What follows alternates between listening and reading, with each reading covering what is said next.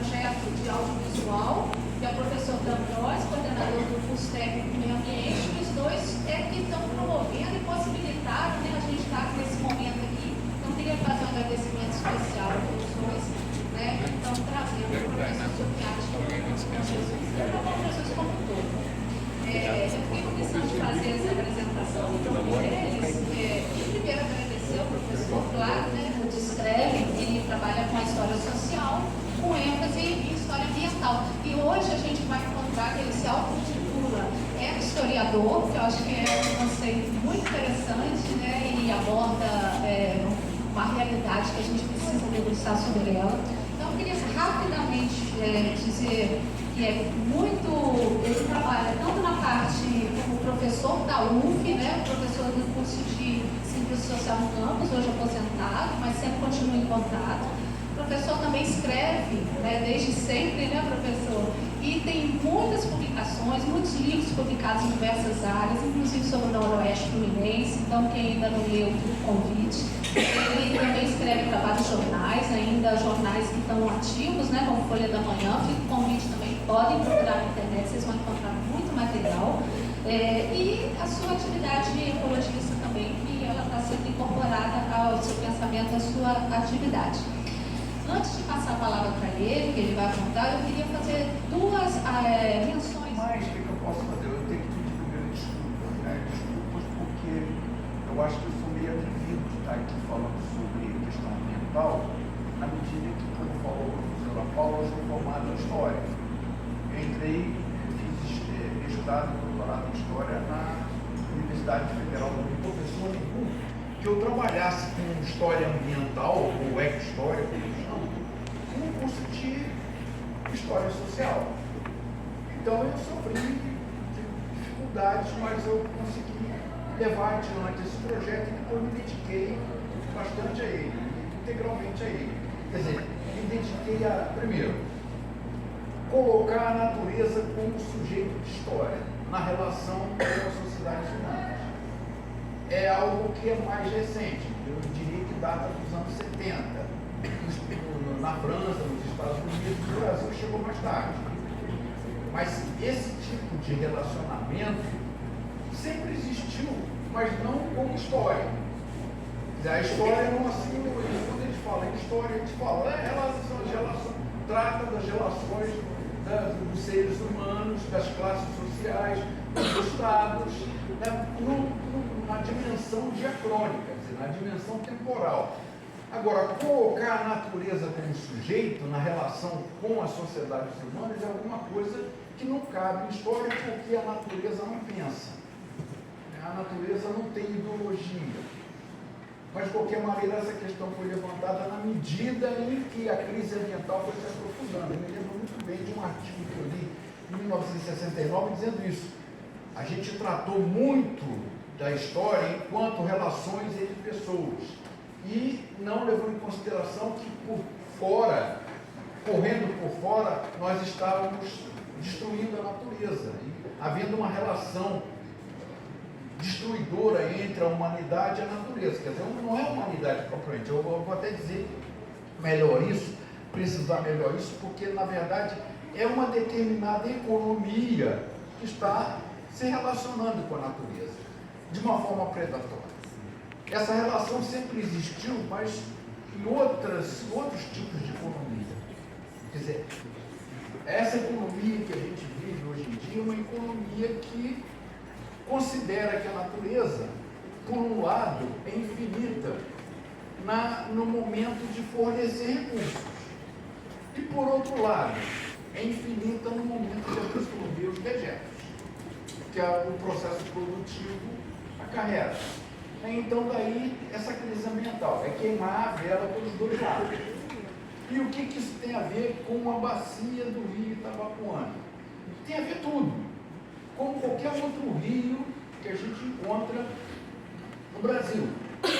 Em menor escala, os rios amazônicos, mas já estão caminhando para lá. E esse processo é assim, uma espécie de processo de ocidentalização dos rios. Quer dizer, é colocar os rios de um ambiente, de um continente que os europeus não conheciam, dentro da concepção ocidental. Isso foi apontado por Sérgio Buarque de Holanda, foi apontado por Gilberto Freire, de transformar os rios de tal maneira que eles se tornem quase que desconhecidos em relação quando a gente compara com o que eles eram. Se a gente examina o rio Itabapuana, que a gente tem poucas informações, no passado com o que é atualmente, é bastante diferente. O rio Paraíba, o rio Mungueré, o rio Itapemirim, o rio Macaé, todos eles estão passando por esse processo. Então, primeiramente, eu queria mostrar, que eu acho que todo mundo já sabe disso, mas eu tenho que repisar, porque é o que eu posso fazer. Primeiramente, é o que eu falei para né? É a questão de a gente andar e não saber onde está pisando. Eu vejo isso, eu vi com professores da UF mesmo, lá em Quissamã, andarem, e eu perguntei, vocês estão onde? A gente está no canavial. Eu falei, no canavial, tudo bem, não sei o que é o canavial. Eu pergunto, qual é o substrato? Qual é? Aí isso aqui é planície. Eu falei, não é, pois é, não é planície. Mas cana só dá em planície. Eu falei, não, que tipo de planície? Dá na restinga também, pode ser que mandar na restinga. Dá na planície aluvial, está dando em tabuleiros aqui, pode ser na zona serrana também. E as pessoas não sabem, mas isso não importa. Eu falei, pois, mas não importa, para mim importa agora. Para mim importa conhecer o ambiente, o contexto em que as coisas estão acontecendo. Então a gente tem aqui uma espécie assim, é engraçado, né? Um engenheiro, quando vai fazer uma escada, começa pelo primeiro degrau. E o último degrau está no final da obra. Mas aqui na natureza começou a construir a obra pelo último degrau, ele foi descendo. O degrau mais antigo é o mais alto, o degrau mais novo é o mais baixo. O degrau mais ou menos está no meio do caminho. Então, deixa eu ver se eu acerto aqui, acho que sim, né? Vamos ver. Vocês saberem, quer dizer, vocês saberem, eles já sabem. Primeiro, o cristalino que é aqui, é a zona serrana. A zona serrana é muito antiga. É para mais de 600 milhões de anos. Como é que vocês vão saber essa zona serrana? Porque tem pedra? A pedra é um bom indicativo. Mas isso não significa que encontrando pedra a gente está na zona serrana. Se a gente chega, por exemplo, em Barra do Furado, que é novo, é um território novo, a gente vai encontrar muita pedra, mas pedra jogada pelo ser humano no mar. Então aquilo não vale, porque é uma intervenção humana no mar. Então a gente tem primeiro isso, depois descendo mais, quando a gente chega em São Francisco de Itabapuana, por exemplo, tabuleiros, em grande parte, a gente vai encontrar, e Restinga também, que é uma formação mais nova ou menos antiga, que se calcula atualmente, segundo uma geóloga muito conceituada, lá em torno de 5 milhões de anos. E a planície marinha, que foi formada recentemente, depois do último avanço, que fica aqui. O mar subiu bastante, entre 7 mil e 5 mil, subiu bastante, chegou até num ponto que, por exemplo, Lagoa de Cima, que talvez seja pouco conhecida, que é Lagoa de Cima na região, o mar chegou até lá. Ou seja, hoje o pessoal reclama que o mar está ameaçando a praia de Atafona, está ameaçando São João da Barra. Eu falei, olha, o território do município de São João da Barra nem existia. Então é uma questão de, não, mas você está contra a gente, você está querendo que a gente perca as nossas casas. Isso aconteceu comigo. Fui uma vez fotografar a fora do Rio Paraíba, e uma colega minha, já idosa, me chamou, ô, senhor Fiat, vem cá. Aí eu fui lá, bom dia, me diz uma coisa, você acha que o mar vai pegar a minha casa? Eu olhei para o mar, olhei para a casa, e falei, olha, eu não sou especialista, mas eu acho que vai. Como é que você fala isso comigo, rapaz? Eu que passei a minha adolescência aqui, que namorei aqui, que noivei aqui, que tenho uma casa aqui. Eu falei, desculpe, eu não estou querendo que o mar pegue a sua casa. Eu só fui pensando, a senhora me fez uma pergunta, eu estou respondendo.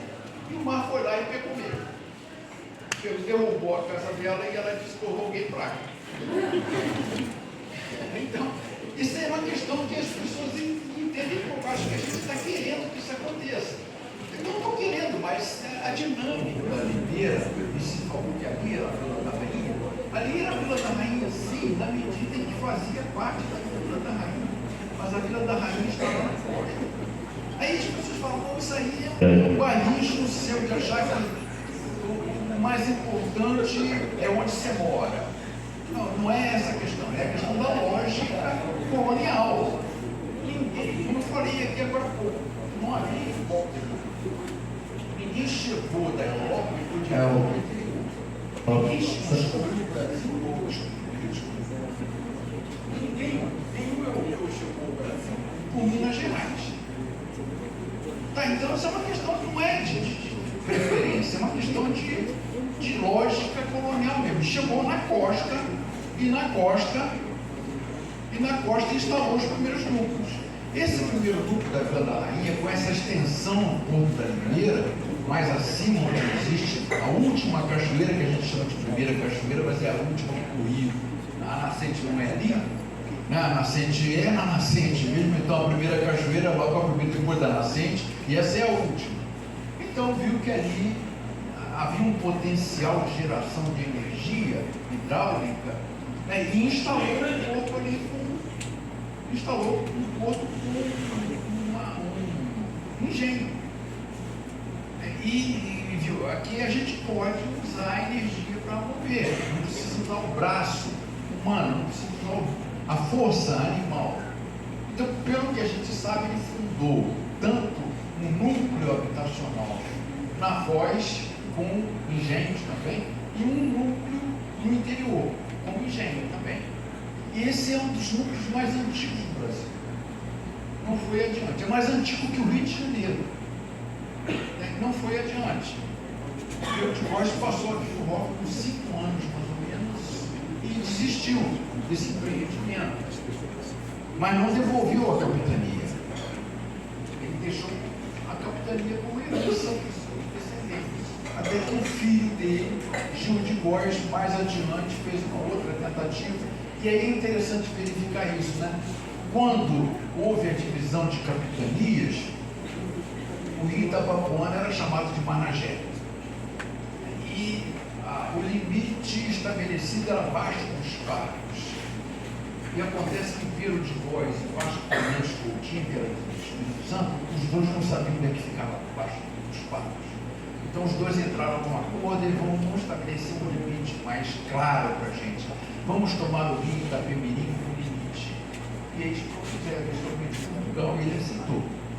Então a capitania de São Tomé ia do Rio Itapemirim provavelmente até o Rio Macaé, enquanto que a capitania do Espírito Santo ia do Rio Itapemirim para cima, até se encontrar com a capitania de Ilhéus.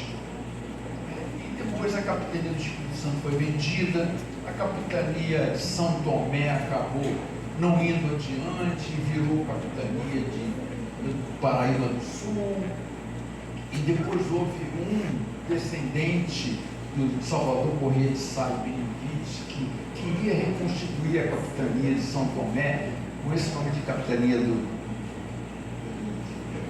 Paraíba do Sul, mas tendo seus limites originais, tomando o Rio Itapemirim. Aí dizem que o donatário, que já tinha comprado a capitania, destruiu todos os vestígios de ocupação no Rio Itapemirim, que seria a vila de Santa Catarina, para descaracterizar, já que não houve colonização nenhuma. Então são essas brigas que ocorreram no Rio de Janeiro. Povos que já têm cerâmica, que já têm uma base fixa e que poderiam ser considerados como neolíticos, mas não tem uma economia de agricultura, eles vivem de coleta, de pesca. Quando a gente chega, por exemplo, e entende o seguinte, a população que está no Paleolítico é nômade, porque na Europa, na Ásia é nômade, era nômade.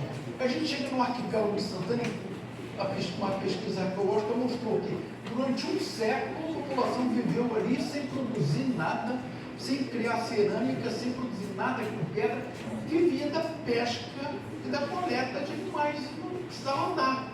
A fartura era tão grande que não era necessário fazer essa locomoção. Quer dizer, esses critérios não valem para a América, não valem para a Ásia, por exemplo, não valem para a Oceania. É um critério que se estabeleceu na Europa em função da realidade europeia, não a nossa função. Isso tudo está ligado à mente, está ligado ao ambiente. Mas eu não quero me estender muito nisso, não, porque eu estou aqui para falar sobre o Rio Itabapoana. Século XVII, a gente vai ver, a professora Paula está interessada em conhecer a igreja Nossa Senhora das Neves, né? Que está ligada à antiga fazenda da Muribeca, que os jesuítas fundaram no século XVII, assim como fundaram também o solar do colégio, assim como a Campos Novos, em Cabo Frio, região dos Lagos, né? Em Macaé também. Então essa igreja está lá, eu também visitei uma vez só, abriram a igreja para eu conhecer, e é uma igreja muito interessante, ela está isolada no meio da Restinga. Por que fizeram uma igreja tão solta assim? Ela não era solta. Os naturalistas que passaram por lá, a famosa fazenda da Muribeca, a igreja fazia parte da fazenda da Muribeca. Se a gente toma um naturalista como Maximiliano de Fitzmaurice, que passou lá em 1915, aquilo era uma beleza. Já não era dos jesuítas, não era mais dos jesuítas, eles já tinham sido expulsos do Brasil. Mas a fazenda era muito bonita, né? E depois foi se perdendo, assim como a fazenda do colégio também, foi se perdendo lá fica na planície, né?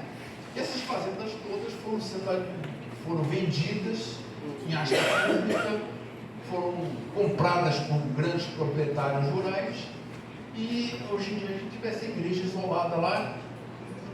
Isso não acontecia antigamente, é um ponto de passagem. A gente passava pela costa, e não se interessavam pelo interior. Eu diria que eles não passavam por aqui, como Manuel Basílio passou, não passavam pela zona serrana, mas passavam pelos tabuleiros e passavam pela Restinga, pela planície aluvial. E essa fazenda era um ponto obrigatório. Aí quando a gente vê essas descrições, né, do ambiente, por exemplo, Maximiliano faz uma descrição notável do que ele viu em São Francisco de Itabapoana, que a gente conta hoje lá, e as pessoas não acreditam que tenha existido aquilo. Ele diz, na beira da praia, na Restinga ainda, havia um caminho no meio da floresta. E eu entrei por esse caminho com o grupo dele, né? Expedição dele. Entrei nesse caminho e ouviu aves que não existem mais lá. Viu plantas que não existem mais lá. Viu árvores enormes que não existem mais lá. Até sair na Muribeca. E aí ele passou lá uns dias na Muribeca, se preparou para atravessar o rio Itabapoana e seguir em frente, que ele foi até Salvador. Quer dizer, ele tinha uma visão assim um pouco diferente da visão do europeu. Aí ele dizia, olha, dizem que esses povos nativos não têm religião, pois eu não acredito, eu não conheço nenhum povo que não tenha uma crença. Agora, eu vou comprar um deles para levar para a Europa. E comprou, de fato comprou o índio Quaker, que também foi uma figuraça até morrer, né? O índio Quaker. Já pensou colocar aquele traje europeu do século XIX no nativo, e o nativo começou a beber demais, porque estava fora do ambiente dele, e aí era motivo assim, de atração turística da Alemanha toda, todo mundo ia ao castelo de Witt para ver o índio. Aí o Quaker, aí pediu a ele, atira pra gente, mostra que você sabe usar armas. Aí ele pegava a espingarda, usava. Não, a espingarda não, a gente quer que você use arco e flecha. Só com dinheiro. Só com dinheiro. E ele bebia, saltava do terceiro andar do castelo, na neve, até que um dia ele morreu. Então esse momento ficou dessa fazenda. Agora, na Foz, estamos na Nascente. No Nascente, isso aqui foi um trabalho que eu fiz no final da década de 90,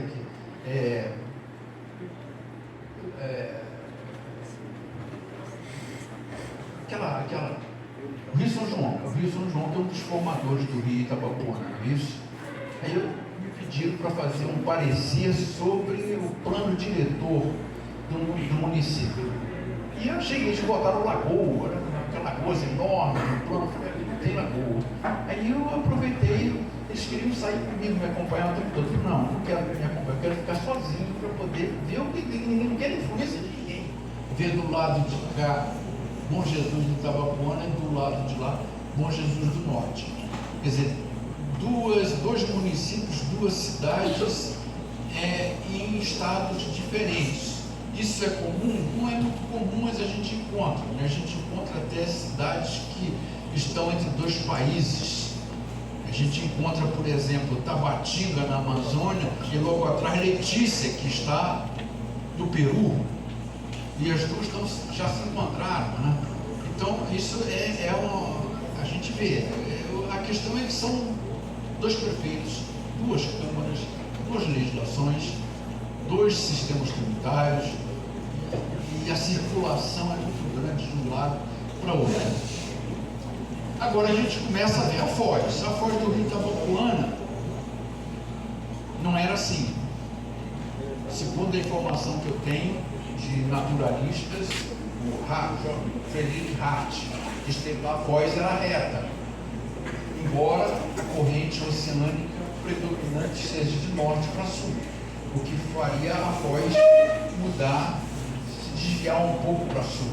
Mas em função do desmatamento, em função do assoreamento, em função da perda de competência do rio Itabapoana em enfrentar o mar, a Foz começou a ser desviada para o sul. E foi exatamente na margem direita aí da Foz que começou o processo de descolonização, a primeira tentativa de colonização europeia.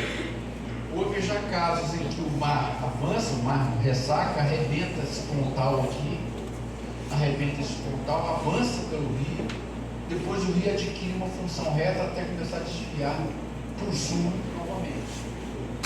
Então aqui a gente tem a localidade de Guarda Itabapoana, né, que é a localidade final, que faz parte de São Francisco de Itabapoana.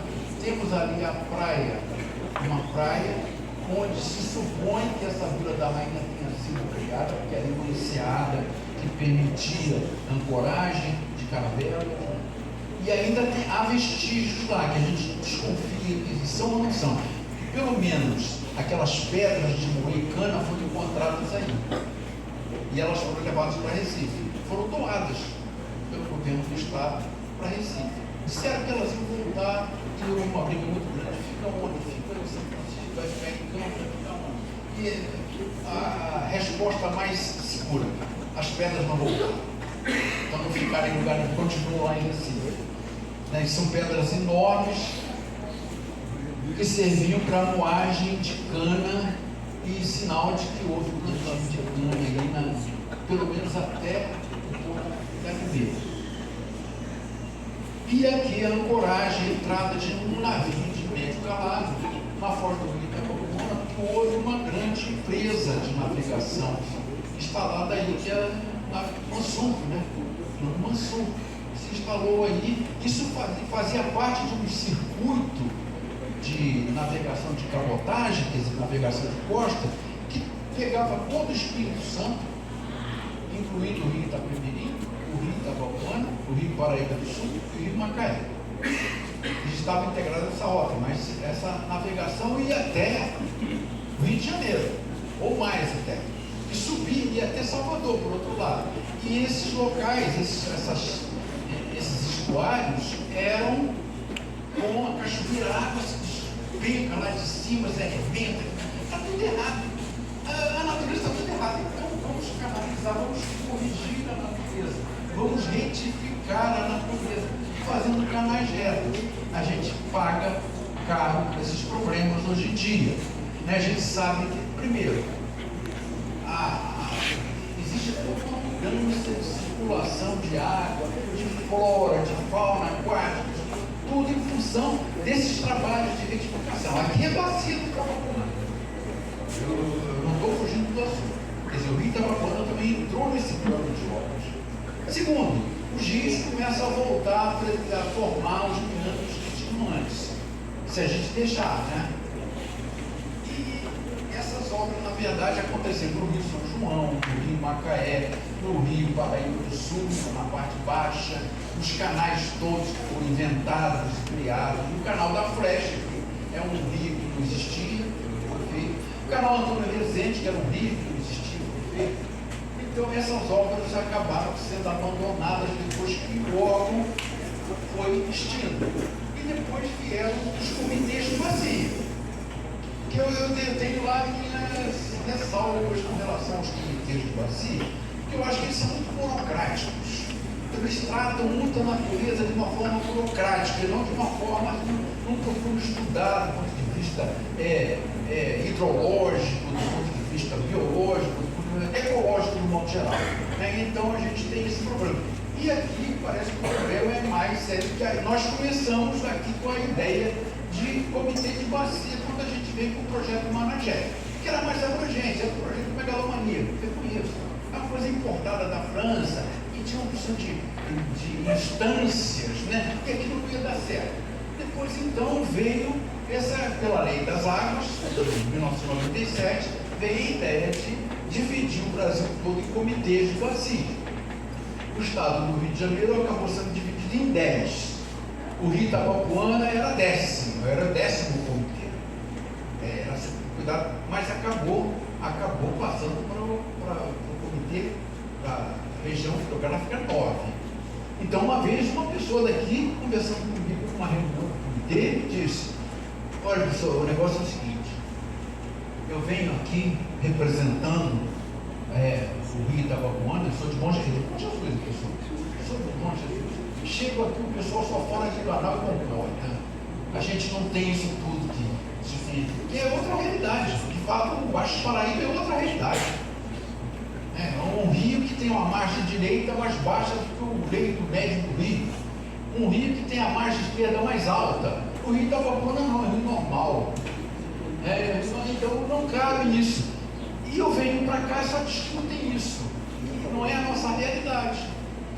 Mas então a questão é de retomar esse comitê específico da bacia do Itabapuana, que é a última bacia do estado do Rio de Janeiro em termos geográficos. E negócio de estado é uma coisa que a gente inventa também.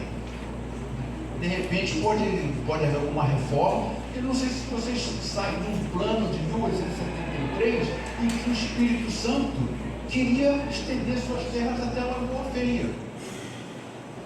E Campos, em 1855, queria estender os seus domínios até o Rio Itapemirim, alegando elementos históricos. Né? Então, de fato, uma bacia específica para o Rio Itabapuana acaba porque são realidades diferentes. Existem questões próprias. Bom Jesus de Itabapuana, Bom Jesus do Norte, vai ver isso em Campos, né? O rio transborda lá e o rio arrebenta, as coisas todas. Os regimes hídricos estão alterados, profundamente alterados em função dessas intervenções todas que foram feitas. Imagine o que é uma barragem que desvia 2/3 do rio Paraíba para o rio Guandu, onde ele é devidamente poluído e onde a captação d'água tem que ser interrompida e o abastecimento público está comprometido. Então, desviar 2/3 do rio, vamos dizer, são 3 rios. A gente pega 2 e desvia para um riacho, que é o Guandu, e deixa um riacho para um rio, que era rio mesmo. É claro que isso vai ter efeito na Foz, isso vai ter efeito no abastecimento público, na diluição do esgoto, né?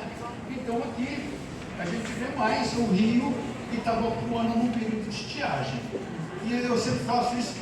Eu tinha alguns informantes, eu trabalhei no Conselho Social no campo, então eu tinha alunos de Bom Jesus, alunos de Cachoeira Itapemirim, e então eu fazia contato. Está vendo enchente aí? Fotografa para mim e me manda. A pessoa mandava. Está vendo estiagem, seca?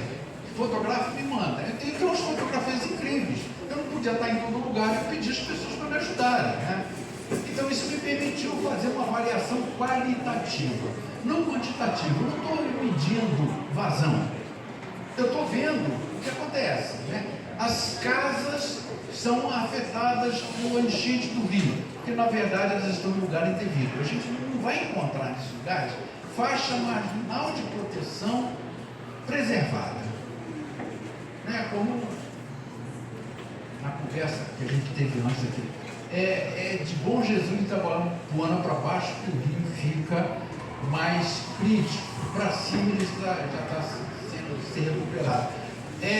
O Bom Jesus de Itabapuana e Bom Jesus do Norte são os dois únicos núcleos urbanos que estão na margem do rio. Né? Nós tivemos uma conversa antes para eu estar falando essas coisas aqui, porque eu sou uma pessoa que conhece bastante. Eu diria que o bairro de Itabapuana também está na margem do rio, mas não sofre tanto essas consequências porque ele está na fora, né? Então a gente vê isso também. Eu tenho fotos que mostram uma situação mais grave. Aqui, por exemplo, aqui nós temos lançamento de esgoto, é isso mesmo? Dentro da cidade? Lançamento é isso? Confere. Olha, não se sintam um jesuense, não deve falar, puxa vida, minha cidade, esse professor vem de fora só para mostrar a derrota nossa, né? Não, em qualquer outra cidade a gente vai encontrar isso. Isso é um processo geral. Quando a gente toma, por exemplo, o Rio Paraíba em São Paulo, é uma coisa louca. Quando a gente toma o Rio Tietê, quando a gente toma o Rio São Francisco, vocês não podem imaginar como o Rio São Francisco no século XVI era espantoso. Né? Os cronistas dizem, há 4 rios na América que assustam: o Amazonas, o Parnaíba, o São Francisco e o Rio da Prata. Eles parecem verdadeiros mares. A gente pode navegar 50 quilômetros da foz, adiante da foz do Rio São Francisco, que a água ainda é doce. E hoje a gente vê o Rio São Francisco, todo ele barrado, não só o rio principal, mas afluentes também de outros rios menores. Aí a gente fala, bom, mas é só aqui no Brasil? Olha, eu andei na Europa, que ninguém liga para o que eu estou querendo ver, né? Os meus roteiros são os roteiros alternativos, que entrar em biboca, que parar em lugar que ninguém quer parar. Eu fui ver os rios, são limpos. Eu fiquei hospedado numa casa na Alemanha, no primo, e de repente de manhã eu levanto assim, um navio enorme andando pelo rio Nino. Eu falei, caramba, que maravilha, um navio desse tem calado no rio. Meu primo falou, o calado é mantido porque eles fazem retirada de sedimento constantemente. Eu falei, mas e essa água? Eu posso encostar? Eu vou botar na boca? Pode, é limpa, no esgoto não se joga. Aí saiu mais adiante, ganso selvagem, até atacou, na beira do rio. Que beleza que é isso tudo. Mas acontece que são rios domesticados. E a última informação que eu tive é que esses rios perderam vazão e os navios não podem mais circular neles. Se a gente pega o Rio Tejo é todo barrado, ele resfria a usina nuclear, ele tem uma série de problemas. Quando a gente vai para o sul de Portugal, o menor rio, o Rio Mira, por exemplo, é um rio minúsculo. Se a gente comparar com o Rio Itabapuana, deve ser a terça parte. No entanto, tem 10 barragens. 10 barragens e aqui a água toda acumulada e incêndio. Incêndio atrás de incêndio, porque a área ficou muito seca. Vocês sabem que essas intervenções também afetam muito, né? Na medida que a circulação de peixes, que a reprodução dos peixes fica comprometida e eles não podem circular livremente. Então isso afeta a fauna do rio, afeta a flora, afeta o regime hídrico do rio. O rio, essa represa, eu estava aqui na audiência, aqui em Monte do Rio, essa represa não vai segurar a água totalmente, vai correr a fio d'água. Tem uma bióloga da UF que estudou isso para cá de noite e ficava examinando o relógio e disse, olha, é tudo mentira. Eles trancam, acumulam a água e não flui água para jusante. Então aí o rio fica muito raso abaixo, fica muito fundo, muito volumoso acima. A gente vai ver em quase todas elas. E para terminar, esse projeto aqui que está em andamento, na foz do rio não, mas é quase um outro rio. Na margem esquerda do rio Itabapuana, que é o Porto Central. Esse Porto Central é assim uma imitação do Porto do Sul. Eu diria que Do ponto de vista ecológico, eu não colocaria nenhum empreendimento dessa maneira, como feito no Rio Capibini e o Rio Macaé. Essas pessoas não conhecem a costa. Aliás, não conhecem não, até quando eu conheci, eu não levo isso em consideração. Hoje em dia, o Porto do Açu está sofrendo alguns problemas que eles não levaram em conta. Tipo, ventos muito fortes. A costa toda apresenta isso. Salinidade muito elevada. Também acontece isso. Encharcamento do solo e afloramento do lençol freático. Então são problemas que eles estão enfrentando, mas ninguém sabe de nada, porque isso não convém dizer, já que os estudos de impacto ambiental disseram que não, tudo bem, tudo tranquilo. Eu fui procurado, inclusive pela empresa que fez estudos, querendo que eu entrasse, me integrasse ao grupo, lado de afetar a circulação de areia, a circulação das correntes marinhas. Então, na verdade, eu queria terminar aqui. Não sei o que falar a respeito, depois de terminar isso tudo, mas eu acho que é a contribuição que eu poderia dar, né? Além dos livros que eu queria deixar como doação para a biblioteca. Eu posso mostrar agora? Não, deixa eu mostrar. Deixa eu ir para frente, porque essa mesa aqui é uma forma de proteção que as pessoas assim mais idosas ou tímidas